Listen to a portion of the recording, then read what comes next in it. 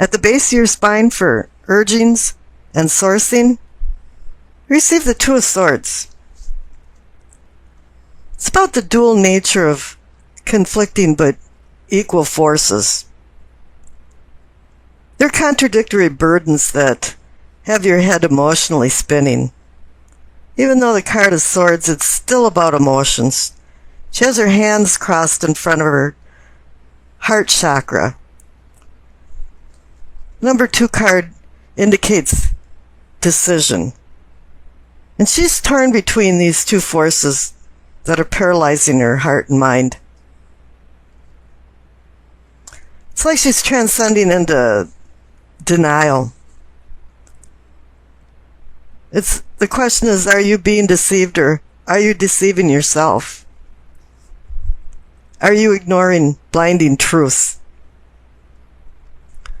This is causing an internal crisis that's prompting you to make a decision because you're feeling hurt and trapped and in the middle of some type of dilemma that is seeking a resolution. Now the clarification card is reinforcing a difficult decision because it's the 7 of Cups. Each cup holds its own imagined or real poison or pleasure. And you're wondering, which one should you choose and which one should you lose? This is forcing you to analyze your level of happiness and sparking soul searching. Soul searching is a very painful exercise. It's also making you question what you really want in life and what will make you happy. Because you're feeling some kind of void that has to be filled. And it's also warning you to make a good and wise decision. But make a decision because some type of resolution has to happen here for you to go back into a comfort zone. Now up in the pelvic and sacrum, for your awakening and your arousing, receive the Wheel of Fortune. Your life is on an upswing. The fates of fortune are on your side, but I'm kind of feeling like some fortuitous event happened, but you didn't really recognize it when it happened. But as time went on, it started to explode into something that turned out very fortunate for you in your life. And you started to spiritually and physically grow. And the clarification card is the 7 of Wands, and it's saying, you succeeded, you're up on the hill, but you're battling these petty people below you. When you succeed, a lot of times people are jealous and envious. And they want to scrutinize you and find something wrong. So even though they're looking up at you, a lot of times they want to look down at you and find something wrong. And you seem to have to defend yourself. And this is one of the negative aspects of success and accomplishments. A lot of times the people you're battling weren't even willing to put the time and effort into success. Up in your solar plexus and your feeling and sensing, it's the Ace of Swords. The Ace of Swords is kind of a fickle card, a strange card for a new beginnings, because you have the choice between healing and harming, or kindness and malice.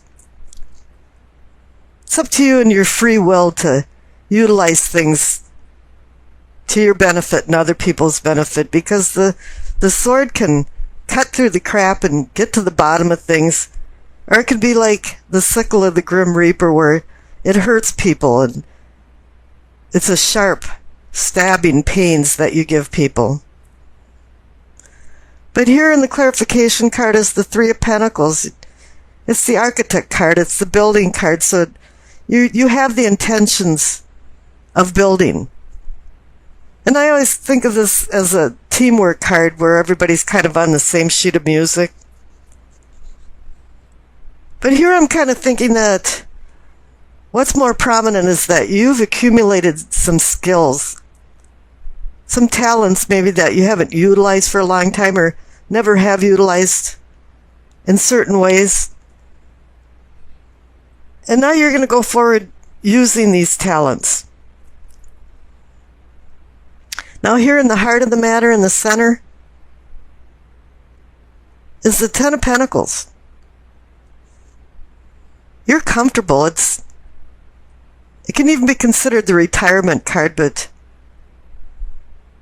you've prospered. You're content. But it's not only prosperity there, it's posterity. Is that you're going to be handing things down to the other generations. And it's not only money or material things.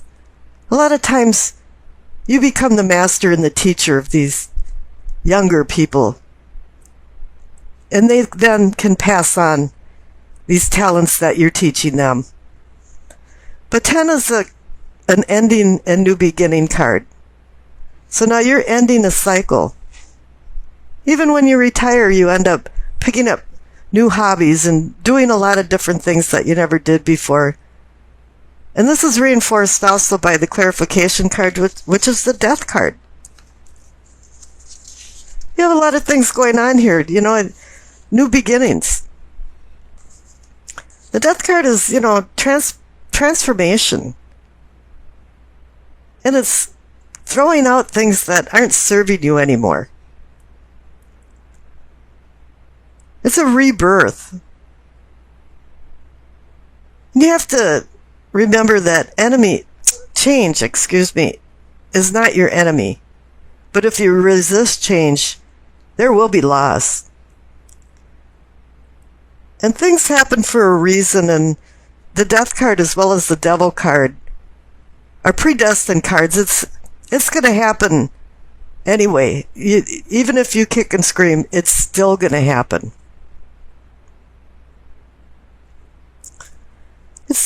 The death card is like a beacon to conclusions. And it's a freedom card. You're the phoenix rising from the egg-shaped ball of myrrh that went into flames. And it's transitioning you into a new chapter in your life. And that can be very cathartic. Now in the throat, and what I'm calling communicating and teachings, receive the Chariot.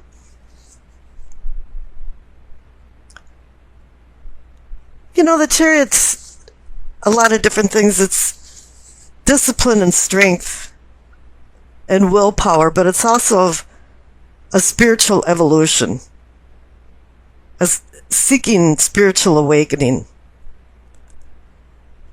It's victory, overcoming opposition. It's confidence and control. And self-control. You have to learn how to curb your desires. All of the cards from 0 up to the Chariot 7 are pretty much about the nature of man. And here this is really the apex of the nature of man, is that we have to discipline ourselves. We have to be able to have self-control. And confidence is a really big thing too, is because if you don't have confidence, sometimes there's worse consequences than making a bad decision. It's also a card of movement, moving forward. You're going away from material things and seeking more spiritual stuff, but it can also govern travel and modes of transportation. So keep that in mind for the remainder of the month. Now, the clarification card is the Tower. A lot of things have happened. You've got endings and new beginnings written all over this, and decisions. And this Tower, to me, represents more of a release and divine forces bringing enlightenment from the lightning. We've all learned from our mistakes, and all of a sudden there's a sudden change in circumstances, and this could be you going from one unconscious level to a more conscious level. There's a lot of things going on with the Tower, but even if there was setbacks, which is anticipated in life, A lot of times setbacks make you rethink things, and then you proceed with more confidence, and you have more of a renewal and rebuilding happening. Now in the third eye, what I call seeing and envisioning, you see the Five of Wands. There's been conflict. We saw that even in the Seven of Wands by the Wheel of Fortune. There's always conflict in life, and you have to ameliorate this conflict. But the clarification card is the Four of Swords, and I find that is more emphasizing in my mind when I'm looking at this, because it's a respite from challenging difficulties, and you're in a retreat right now. And in the old and medieval days, the knights were required to buy their tomb before they went out on military campaigns, and here now the knight is laying on his own tomb wondering why he survived and other of his companions died. So it's a time out to look at things from a subjective view to a more objective view. Here in the Five of Wands, people were battling each other, and now he's wondering, was I right? Were they right? Or were we both kind of right and wrong? And he's reflecting and putting things in more of a perspective. When I see this card, many times I think about that. It's so funny that you understand people's motives, but you don't understand why people have these motives. And here too, the hatchet isn't buried. He's only in a respite, and he's got to go back out in life and discover his purpose of life. Now here in the crown,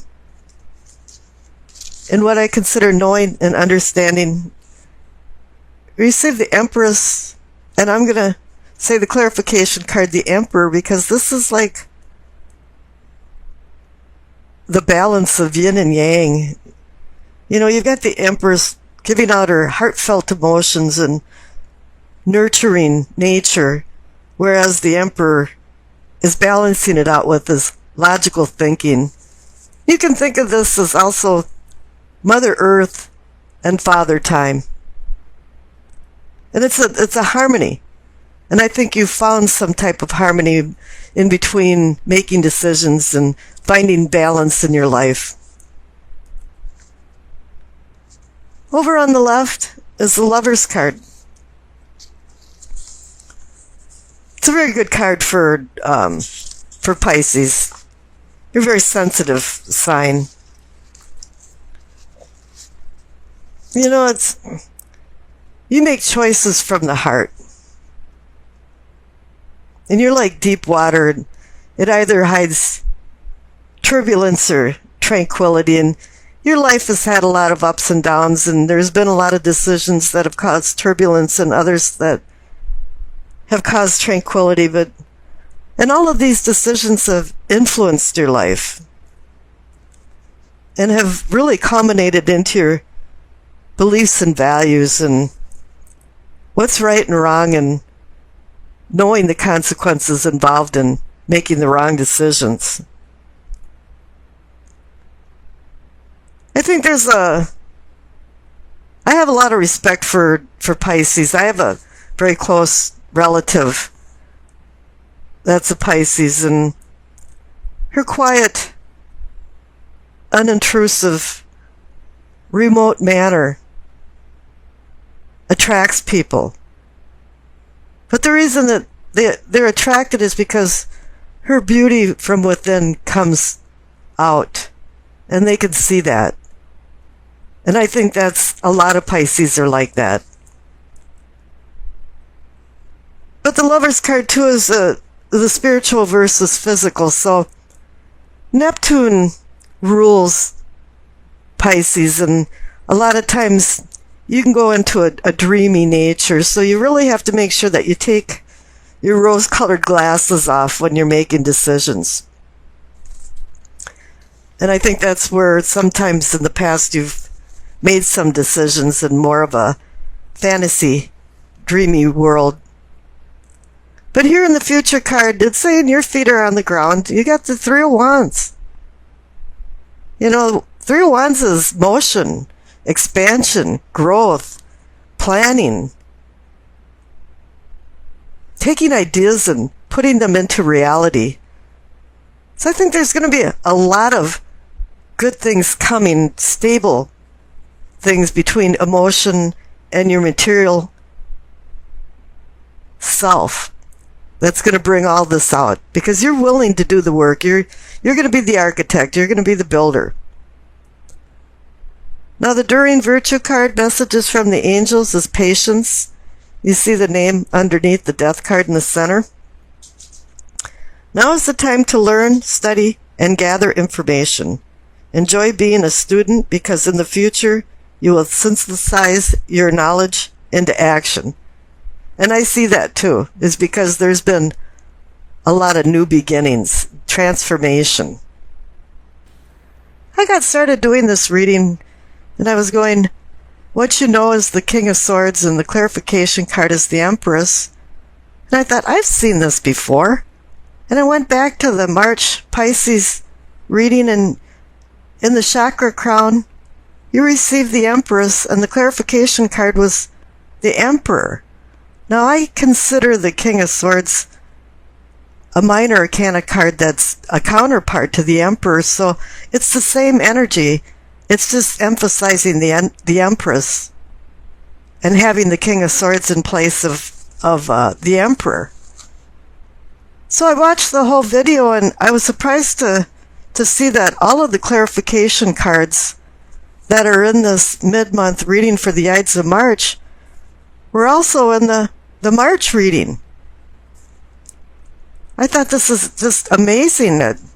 Tarot cards can be so amazing, and you can't ever be surprised by them because they come up and give you the same messages all the time saying, hey, look at this again, just in case you missed it.